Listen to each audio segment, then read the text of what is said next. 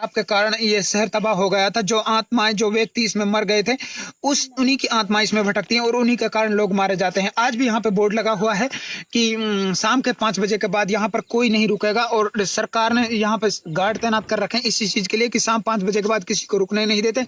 सभी दरवाजों पर लॉक लगा दिया जाता है और यहाँ से जो गार्ड रूम है वो भी काफी ज्यादा दूर है और वो भी इस महल के अंदर नहीं आते हैं। तो गाइज अभी आगे चलते हैं और आपको इसके बारे में कुछ और बताते हैं। हेलो गाइस, तो आज का व्लॉग शुरू करते हैं।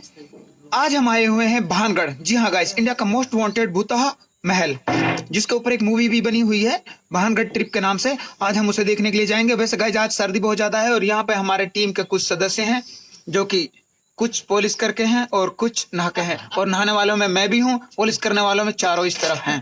तो गाइस पैकिंग सैकिंग सब हो चुकी है। अभी नीचे जाते हैं, नाश्ता करते हैं, उसके बाद निकलते हैं। तो गाइस नाश्ता चल रहा है और नाश्ते में है पराठे आलू के और साथ में लाल चटनी, हरी चटनी और एक कप चाय। तो गाइस अभी निकलते हैं भानगढ़ फोर्ट की तरफ और गाड़ी निकालते हैं। तो गाइस कैसा फील हो रहा है? बहुत अच्छा लगा। अभी पराठे खाए हैं और पराठे मुझे बहुत अच्छे प्यारे लगे। मैंने 2 खाए। 2 मैंने खाए भाई, इससे ज्यादा मैंने 1 खाया, मुझे बस ठीक ठाक लगे। हैप्पी जी कैसे हो? बस बहुत बढ़िया। ठीक है पैदल आओ। गाइस गाड़ी कर दी है हमने पीछे।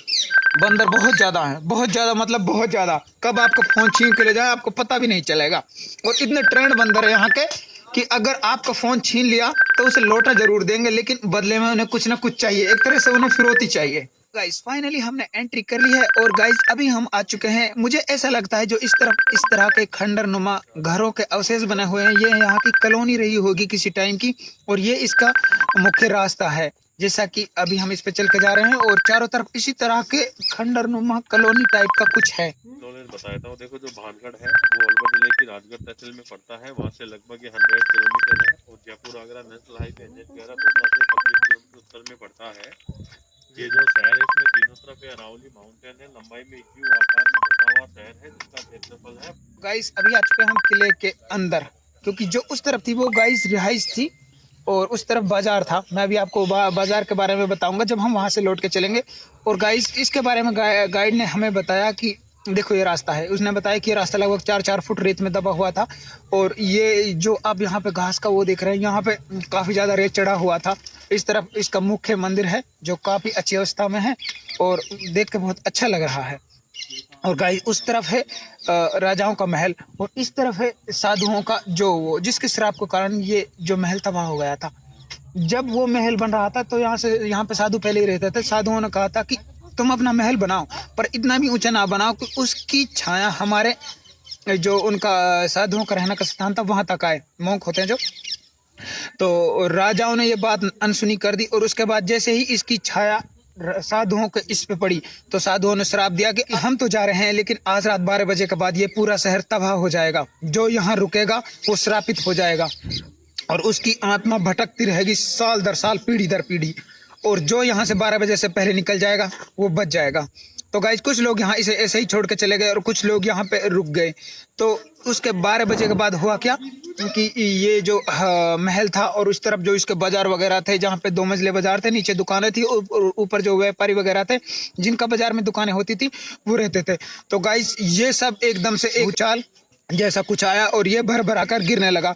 पूरी रात ये इसी तरह गिरता रहा और तबाह होता रहा और सुबह तक ये पूरा शहर एक शमशान में बदल चुका था। यहाँ पे तबाही का ही मंजर था बस।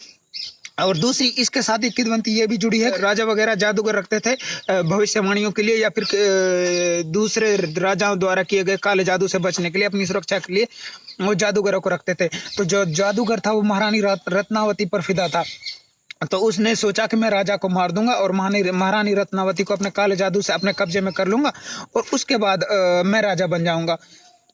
वो इसी फिराक में था कि एक बार महारानी रत्नावती की जो दासी थी वो बाजार में, उस तरफ जो बाजार है जिसके बारे में मैं आपको बाद में बताऊंगा, वो बाजार में जो कि श्रृंगार का सामान होता है, चूड़ी तेल वगैरह, वो लेने गई। जो जादूगर था उसे वहां पे मिला। दासी को देखते ही अपनी योजना को रूप देने के लिए दासी के पास गया। उसने कहा तुम्हारे पास क्या है? तो दासी ने कहा मेरे पास महारानी का श्रृंगार का सामान है। तो जादूगर ने कहा ये मुझे दिखाओ, मैं देखता हूँ इस पे किसी ने काला जादू तो नहीं किया है। तो दासी ने उसे दिखा दिया। तो जादूगर ने उस पर कुछ छिड़का और मंत्र वगैरह फूंका। उसके बाद उसे दासी को दे दिया। कहा कि इसे रानी अब इस्तेमाल कर सकती है। उस जादूगर ने ऐसा मंत्र फेंका था कि अगर रानी इस तेल को लगाएगी तो सीधा उड़ के अपने महल से सीधा उड़ के उस तरफ जो जादूगर का किला था वहां पे चली जाएगी और जादूगर के बस में हो जाएगी। दासी ने यह बात जाकर रानी को बताई। रानी, जिसे कि जादूगर पे पहले ही शक था, उसने उस तेल को यूज करने से मना कर दिया। उसने कहा इस तेल को मैं नहीं लगाऊंगी, जो उस तेल में उसने फूंक मारी थी, और इस तेल को और इन चूड़ियों को एक पत्थर पे फेंको। तो जैसे ही महारानी ने तेल और चूड़ियों को उस पत्थर पे फेंका तो वो पत्थर उड़ा और सीधा जादूगर, जो कि अभी तक बाजार में ही था, तो जादूगर ने देखा एक पत्थर उसकी तरफ उड़कर आ रहा है। उसे लगा कि शायद महारानी उस पर बैठकर उसकी तरफ उड़ के आ रही है जादू के कारण। तो उसने कहा महारानी आओ और मेरे सीने पे उतर जाओ। तो उसे क्या पता था कि महारानी नहीं थी, उस पर पत्थर था और भारी पत्थर था, तो पत्थर सीधे उसके सीने पे उतर गया और जादूगर वही मरनसन हालत में हो गया। मरते वक्त उसने एक श्राप दिया कि ये शहर तबाह होगा, ये मेरी वजह से नहीं होगा, पर जो साधुओं ने इसे जो श्राप दिया है ये उसकी वजह से होगा। और अब तक मैंने इसे अपने जादू से रोक के रखा था, लेकिन अब मेरे मरने के बाद मेरा जादू खत्म हो जाएगा और यह शहर तबाह होगा। तो जादूगर के मरने के पश्चात ये पूरा शहर, जैसा कि मैंने बताया कि भूचाल के कारण एक तरह से भर भरा कर गिर पड़ा। इसके जो 7 मंजिला महल था, उसके जो ऊपर के 2 मंजिल थे वो गिर चुके हैं, और नीचे के जो 2 मंजिल थे जो तलघर में है वो फिलहाल गवर्नमेंट ने बंद करा दिए हैं, क्योंकि वहां पे दिन में भी सुनसान गुपगाप अंधेरा होता है। जैसे कि गाइड ने हमें बताया कि बहुत सारे लोग आते हैं यहाँ पे एक्सपेरिमेंट करने के लिए कि यहाँ पे भूत हैं कि या नहीं है। तो कुछ 10 साल पहले की बात है, एक बार ये पड़ोस के गाँव में एक बारात आई थी।